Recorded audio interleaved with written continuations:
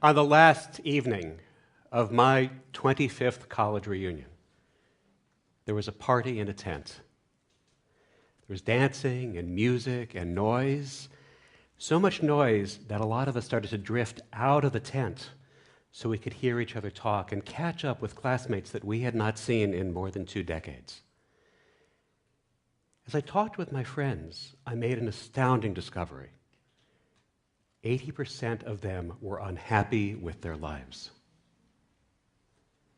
I feel as though I've wasted my life and I'm halfway through it, they said. I don't know what my life is all about.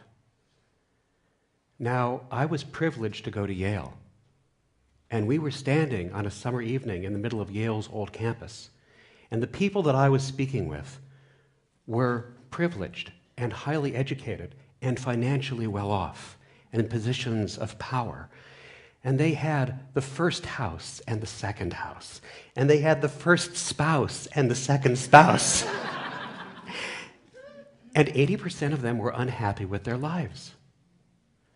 Who was happy, the 20%? Well, we had studied literature and Renaissance rhetoric, and we were the theater people and the history geeks. We had studied classes for the joy of learning, not because we thought they were going to direct us to a specific job. We still got jobs. We were living our lives expansively with life's ups and downs, and we did not feel that we had wasted a single minute. And as I spoke with the 20%, the happier 20%, I discovered that each of them knew something about their life purpose because they knew 5 things: who they were, what they did, who they did it for, what those people wanted or needed, and what they got out of it, how they changed as a result. Does that sound hard? It's not. It's actually really simple. In fact, it's so simple that you can learn your life purpose now. You're going to know your life purpose now in the next 5 minutes. Would you like to know your life purpose in the next 5 minutes? Yes. Can you be a little bit louder, because they're making a lot of noise in the tent, and there's just this silly little microphone next to my cheek to hear you. Would you like to know your life purpose in the next 5 minutes? Yes. Thank you. Actually, it's not even going to take 5 minutes. So can I share something else with you? If you're like a lot of us, you have wondered and worried about your life purpose for a long time.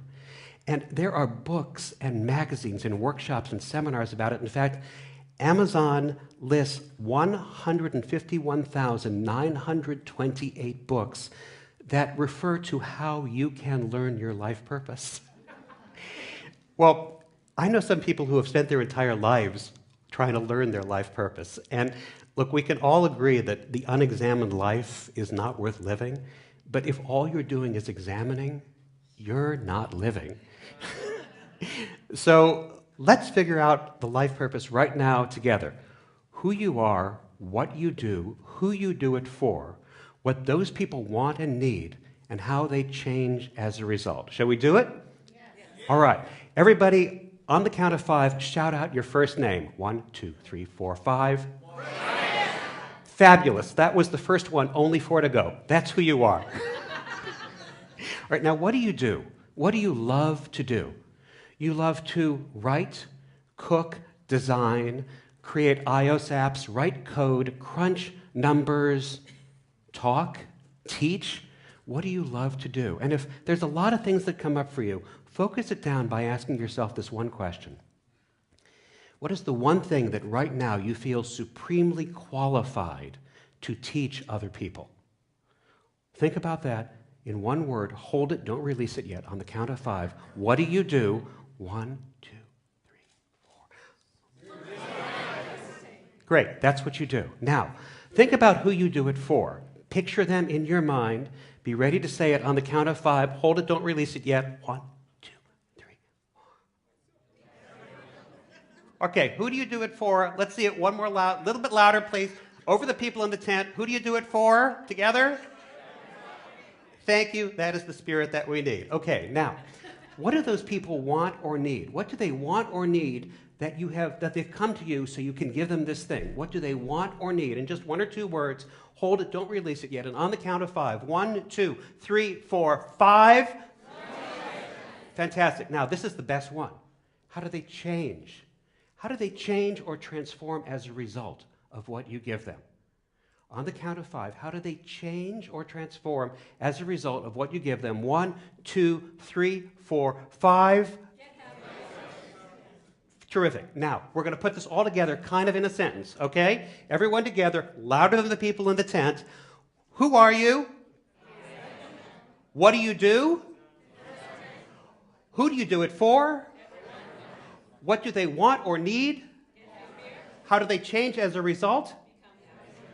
Fantastic. You have all just done something that people who went to Yale could not figure out for 25 years. Congratulations. Give yourselves a hand. Now, why is that formulation so powerful? Because of all those 5 things that you need to know what your life purpose is, only 2 are about yourself. The others, 3 of them, are about other people. Who they are, what they want or need, and how they change as a result. That formulation forces you to be outward-facing.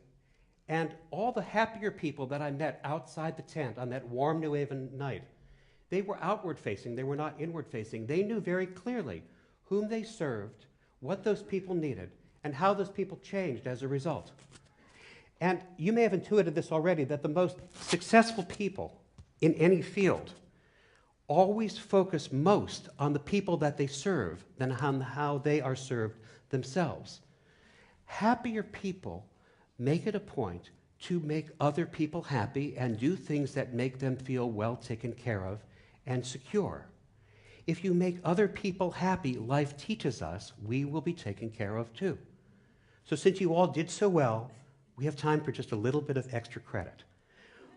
One of the most difficult things that happens when you meet people for the first time is they ask you this question. So what do you do? And if you're like some of us, that's a really challenging question sometimes, particularly if you're in these moments where you're between things, or you're feeling vulnerable, or it isn't defined, or what you seem to do isn't what you really do, or what you're paid to do isn't how you define yourself. So when people ask you this question, so what do you do? And also you got this monologue going on, like, why is he asking me, so what do I do? It's because it's that transactional thing where it's like he wants to know if he should really spend time talking to me, or it's that other thing so he can tell me what he does because he's sure it's, really so much better than what I do, right? So when somebody asks you that question, here's what you do. You just say the very last thing you called out, how what you do changes the people you do it for. So for example, you might say, I give kids awesome dreams. If your life purpose is, I write books for children so they can fall asleep at night, so they can have awesome dreams. Or you might say, I help people look and feel their best. If your life purpose is, I design apparel for men and women who need affordable choices so they can look and feel their best. Or you might say, I help people get great work into the world. If your life purpose is, I train entrepreneurs and creative people to take decisive actions so they can get their greatest work into the world. And then that little snippet that you just said becomes your personal elevator pitch. And it will always start the conversation because the person that you were just talking to has to ask you a question. How do you give kids great dreams? How do you help people look and feel their best? Can people really get their greatest work into the world? And then you get to tell them, and you get to share your life purpose. And you get to share how they may come to learn theirs too.